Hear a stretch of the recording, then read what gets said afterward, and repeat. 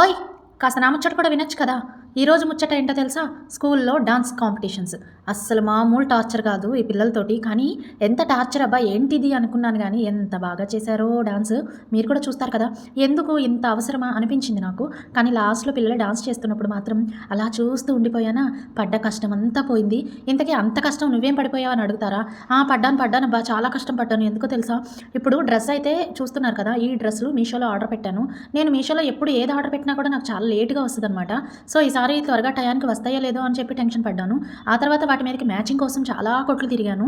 విజయవాడ తిరిగేశాను, గుంటూరు తిరిగేశాను, అన్నీ తిరిగాను. మ్యాచింగ్ అయితే అవే కావాలి అన్నారని మేడం వాటి కోసం తిరిగాను. అస్సలు దొరకలేదనమాట. ఎక్కడ దొరకట్లేదు మేడం, కొంచెం అడ్జస్ట్ అవ్వండి అంటే ఇంచుమించుగా దగ్గరలో ఉన్న వాటికి ఓకే అని చెప్పారు. అవి తీసేసుకున్నాను. నెక్స్ట్ ఇంకా తర్వాత రోజు శుభ్రంగా నేను రెడీ అయిపోయి వాళ్ళని రెడీ చేసేసి తలస్నానాలు అవి చేయించి మొత్తం ఇంట్లో పనంతా చేసుకున్నాను. మళ్ళీ సాయంత్రం వచ్చేసరికి అంట్లతో ఉంటాయి, ఇవన్నీ మిగిలినాయి అనుకోండి. మళ్ళీ నేను అప్పటికప్పుడు ఏ టైం అయిద్దో తెలియదు కదా, అందుకని చెప్పి సాయంత్రం చేయాల్సిన పనులు కూడా చేసేసి ఫినిష్ చేసేసాను. ఇదిగో ఉన్నాడుగా వీడు, అసలు విపరీతమైన గాబరాగాడు. అంతకుముందు ఒకసారి వీడియోలో కూడా చెప్పాను కదా వీడు ఎంత గాబరాగాడు అని, పాలబుడ్డిగాడు. వీడు 2 గంటలకి బస్సు వస్తుంది, అయితే వీడు 1:37 రోడ్డు మీదకి లాక్కొచ్చేసాడు. గాబరా అనమాట, టెన్షన్ ప్రతి విషయానికి. అక్కడ కూడా కొట్టుకుంటున్నారు. ఏమి చేయలేక నిస్సహాయురాలిలాగా చూస్తూ ఉండిపోయాను. ఇక మా పాప విషయానికి వచ్చేసరికి తనకి చిన్నప్పుడు కుట్టించిన చెవులు అయితే రింగ్ తీయలేదు. ఇప్పుడు రింగ్ తీస్తే ఇప్పటికిప్పుడు తీస్తే మళ్ళీ చెవులు పెట్టడం అనేది చాలా కష్టం. కొన్నాళ్ళు వేపపుల్ల పెట్టాలి కదా, ఇంకా అందుకని వాటిని ఎలాగోలా దారంతో చెవులిని పెట్టేశాను అనమాట. ఎట్లాగొట్లా దారం చుట్టేసి పెట్టేశాను. ఇంకా మా గాబరాగాడు ఎంత తొందరగా వచ్చి ఎండలో కూర్చొని ఎదురు చూసినా ఆ వ్యాన్ మాత్రం రావాల్సిన టైంకి కరెక్ట్గా 2ంటికి వచ్చింది. ఇంకా సరే అని చెప్పేసి వ్యాన్ ఎక్కేసాము. మామూలుగా అయితే పేరెంట్స్ని అయితే ఎక్కనివ్వరు, కానీ మా రితిక ఉంది కదా బుజ్జి, తన టీచర్ మాత్రం పర్మిషన్ తీసుకున్నారంట ఇన్ఛార్జ్ మిస్ దగ్గర. నాకు కొంచెం పిల్లలకి హెయిర్ స్టైల్ వేయడానికి హెల్ప్ చేద్దరు రండి అని ముందు రోజే నాకు చెప్పారు. సో ఇక్కడ ఏమైందంటే బస్సులో నాకు అసలు మామూలుగానే బస్సు అంటే పడదు. ఈ వ్యాన్ ఎక్కిన దగ్గర నుంచి కళ్ళు తిరుగుతున్నాయి, వామిటింగ్ సెన్సేషన్ వస్తుంది, విపరీతంగా ఉంది నాకు పరిస్థితి. అక్కడ చూడబోతే వెళ్ళేలోపు ఫ్రంట్ సైడ్ ఏమో కార్లు, బ్యాక్ సైడ్ ఏమో ట్రాక్టర్లు అడ్డం పెట్టేశారు. స్కూల్ వ్యాన్ అని కూడా చూడలేదు, చాలా చికాకు వచ్చేసేసింది.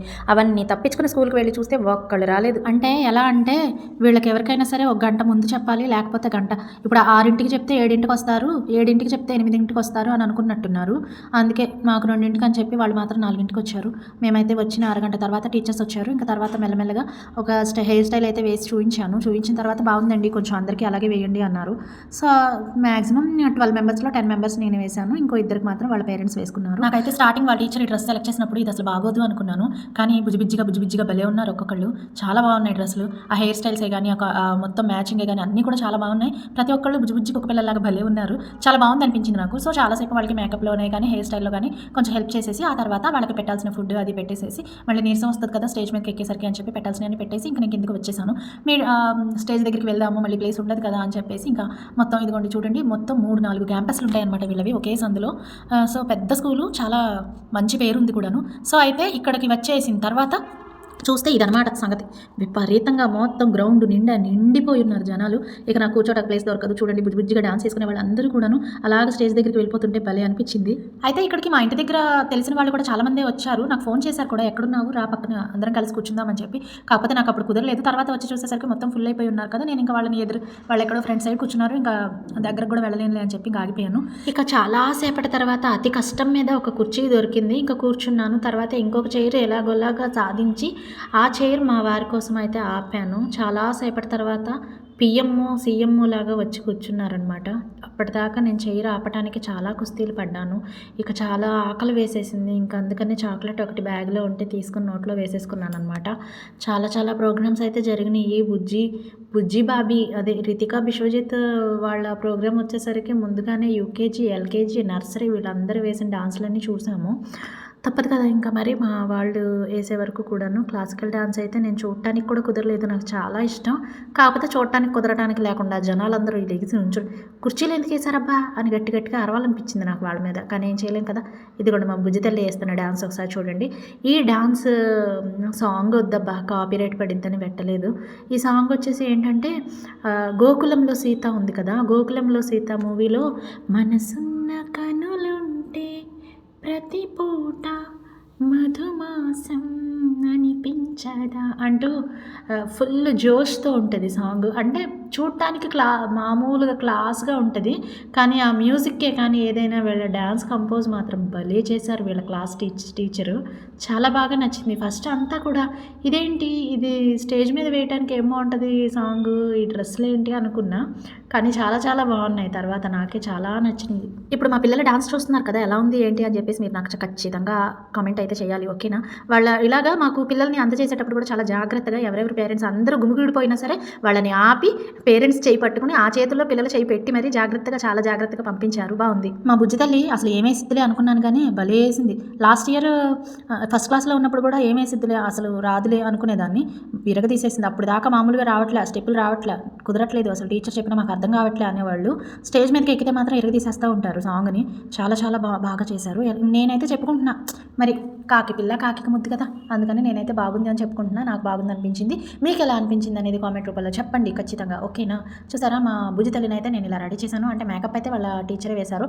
ఇప్పుడు మా హీరో డాన్స్ వీడి డాన్స్ వచ్చేసరికి గిర గిర గిర గింగిరా గిరే అని సాంగ్ ఉంటుంది కదా, నాకు అది పాడటం చేత కదా అడ్జస్ట్ అయిపోండే ఇదనమాట. అక్కడున్న వాళ్ళందరిలోకి కూడాను మా బాబిగాడు బాగున్నాడని నాకు అనిపించింది. అలా నేను అనకూడదు కూడాను, ఎందుకంటే కాకి పిల్ల కాకి ముద్దు మళ్ళీ చెప్తున్నా అంతే. ఇంకా మీకు ఎలా అనిపించింది చెప్పండి. ఈ ఫ్రంట్ సైడ్లో మధ్యలో ఉన్నాడు కదా వీడే మా బాబిగాడు. ఓకేనా? డాన్స్ ఎంజాయ్ చేయండి చూసి. బాగుంది కదా! నేను అక్కడ స్టేజ్ దగ్గర తీయటానికి చాలా ట్రై చేశాను అబ్బా. జనాలందరూ లెగిసి నుంచుంటున్నారు, గుంపులుగా ఉంటున్నారు. సో వాళ్ళు అన్ని వందల మందిని వాళ్ళు కూడా కంట్రోల్ చేయలేకపోయారు. చాలామంది వాలంటీర్స్ని కూడా పెట్టారు కానీ కంట్రోల్ చేయలేకపోయారు. సో అక్కడ తీయటం నాకైతే కుదరలేదు. అందుకని ఇంటికి వచ్చిన తర్వాత లైవ్ ఇచ్చేశారు వాళ్ళు. సో ఆ లైవ్ ఆన్ చేసి నేను టీవీలో అయితే దీన్ని వీడియో తీసుకున్నాను. ఎందుకంటే అక్కడ నేను తీయలేకపోయాను. చాలా ట్రై చేశాను కానీ తీయలేదు. ఇక మా బుడిగాడిని కూడా తెచ్చేసుకున్నాను, బాబిగాడిని కూడా తెచ్చేసుకున్న తర్వాత ఇద్దరం ముగ్గురు నలుగురు ఏంటి మర్చిపోయాం మేము ఎంతమందో అంతేలే. అప్పుడప్పుడు యూట్యూబ్లో వీటిలో పడిపోయి మేము ఎంతమంది అన్న సంగతి మర్చిపోతాం. నలుగురు కలిసి ఇంకా బయటికి వెళ్ళిపోయాం. మా డాన్స్లు అయిపోయినాయిగా, ఇంకెవరు ఎలా అయితే మాకెందుకబ్బా, అందుకే వెళ్ళిపోయాం అంతే. పిల్లలు అయితే చాలా బాగా ఎంజాయ్ చేశారు. చాలా మంది అనుకుంటారు అవసరమా ఈ డాన్సులు, ఆ డాన్సులకి మళ్ళీ ఫీజులు కట్టటాలు, కాస్ట్యూమ్స్ కొనటాలు, వాటికి మ్యాచింగ్కి తిరగటాలు, ఇవన్నీ అవసరమా అనుకుంటాం. కానీ ఇప్పుడు మనీ గురించి ఆలోచించి అవసరమా అనుకుంటాం. కానీ తర్వాత ఆ పిల్లలకి మనం ఏ జ్ఞాపకాలను ఇచ్చాము అని ఆలోచించినప్పుడు బాధగా అనిపిస్తుంది కదా. సో ఎప్పుడైనా సరే మనీ గురించి ఆలోచించకుండా వాళ్ళకంటూ కొన్ని మంచి జ్ఞాపకాలను మనం అందించడంలో అస్సలు తప్పులేదు. ఇలాంటి విషయాలని అసలే లెక్కలోకి తీసుకోకూడదు. సో ఇలా కొంచెం డ్యాన్సులు వేసి అలసిపోయారు. బాగా దాహంగా ఉందంటే తెచ్చుకున్న వాటర్ బాటిల్స్ అన్నీ కూడాను అయిపోయాయి. కానీ ఎక్కడ పడితే అక్కడ నేను స్కూల్ అయినా సరే కొంచెం ఎక్కువగా జనాలు ఉన్నారు కాబట్టి స్కూల్ అయినా సరే వాటర్ మంచినీళ్ళు అవి కానీ తండ్రి బిడ్డలు ఉన్నారే వీళ్ళు మాత్రం ఎప్పుడైనా ఒకసారి కాదు చాలాసార్లు నా మాట అస్సలు లెక్క చేయరు. సో ఎంత వద్దంటున్నా వినకుండా శుభ్రంగా ఐస్ క్రీమ్లు అయితే కొనుక్కొని తినేశారు. నేను కూడా ఒకటి లాగిచ్చేసాలి. మరి నా ముందు వాళ్ళు తింటుంటే నేనే చేయనబ్బా, అందుకే నేను కూడా తినేసాను. సరే మరి వీడియోని పూర్తిగా చూసిన వారు ఎవరైనా ఉంటే కనుక ఖచ్చితంగా మీ అభిప్రాయాన్ని నాకు కామెంట్ రూపంలో తెలియజేయండి. అలాగే ఒకసారి ఛానల్లోకి వెళ్ళండి, వీడియోస్ అన్ని చూడండి, నచ్చినట్లయితే సబ్స్క్రైబ్ చేసుకుని సపోర్ట్ చేయండి. Thank you. మరో మంచి వీడియోతో మంచి అని నేను చెప్పుకుంటున్నాను అబ్బా, బాగున్నాయో లేదో మీరే చెప్పాలి కదా, చెప్పండి మరి కామెంట్స్లో. ఓకేనా? బాయ్. మరో మంచి వీడియోలో మళ్ళీ కలుస్తాను.